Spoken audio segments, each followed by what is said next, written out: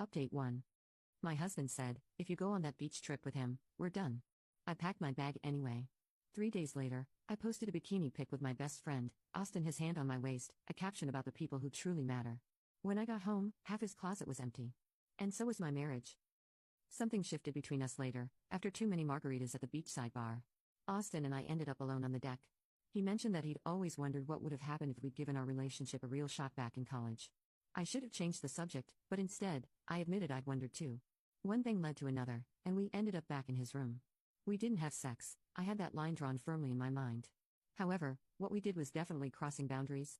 I justified it to myself, thinking it wasn't really cheating if we didn't go all the way, a stupid, convenient loophole I created on the spot that night. Feeling reckless and maybe wanting to hurt Zachary like he'd hurt me with his ultimatum, I posted a bikini photo of Austin and me. I captioned it, making memories with the people who truly matter, beach vibes, best friends. I turned my phone off immediately after, not wanting to see Zachary's reaction. Part of me knew I'd crossed the line, but a bigger part felt vindicated. He wanted to control me, and here was my response. The drive home felt a million miles long. I turned my phone back on Sunday morning to a flood of notifications, comments on the photo, messages from mutual friends, but nothing from Zachary. The silence was worse than anger. Tiffany had pulled me aside before I left and said, I hope that post was worth it. Her words hung in my head the whole drive. When I pulled into our driveway, I knew something was wrong. Zachary's car was there, but the house felt different. I walked in, calling his name, but there was no answer. Then I saw it, his closet half empty, dresser drawers pulled open with just my stuff left behind. My heart pounded as I ran room to room. In the kitchen, I found his note, staying at Jake's, we need to talk, but not tonight. I called him immediately, but he sent me to voicemail. I texted, are you serious right now? You're moving out because of a photo? Then I sat on our kitchen floor and cried until I couldn't breathe. He finally came over the next day. I'd barely slept, rehearsing all my arguments. But the man who walked in wasn't the Zachary I expected. He was calm, cold. He sat at our kitchen table like a stranger. So, you're back, he said, his voice flat. How was your trip with Austin? Don't do that, I snapped. Don't act like I committed some major crime. You're the one who gave me an ultimatum. He pulled out his phone and showed me my photo. This isn't just a beach picture, Paisley. This is you deliberately trying to hurt me, to humiliate me. Then he scrolled to the comments, friends asking where he was, Austin responding with a winking emoji, people I barely knew weighing in. You made our marriage problems public, he said. You wanted everyone to see you define me. I countered, you went through my phone. He rubbed his eyes like he was tired. But this isn't even about Austin. Then what is it about? I demanded. It's about respect, Paisley. It's about you always needing to test how much I'll take, the innocent flirting with other guys when we're out, the way you shut me out of your friend group, how you're always the victim when we fight.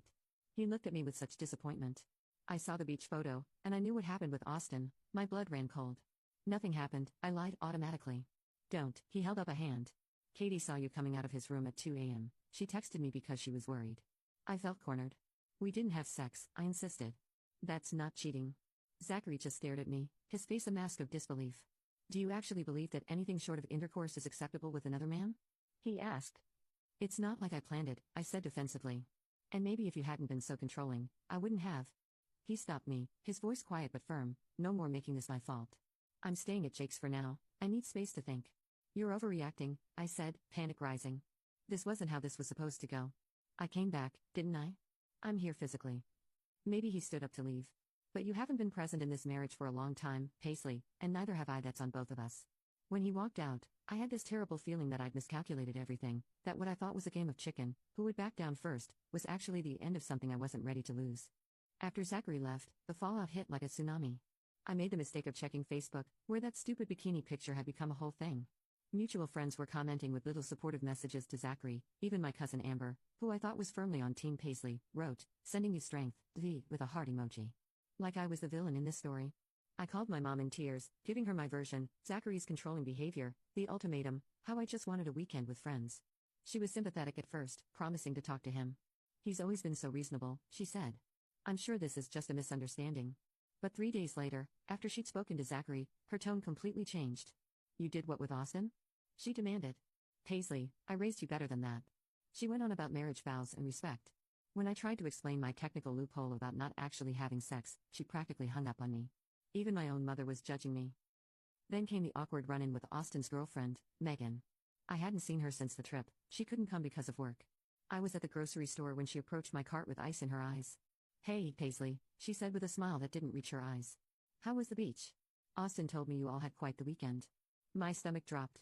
It was fun, I managed, same as always. She studied me.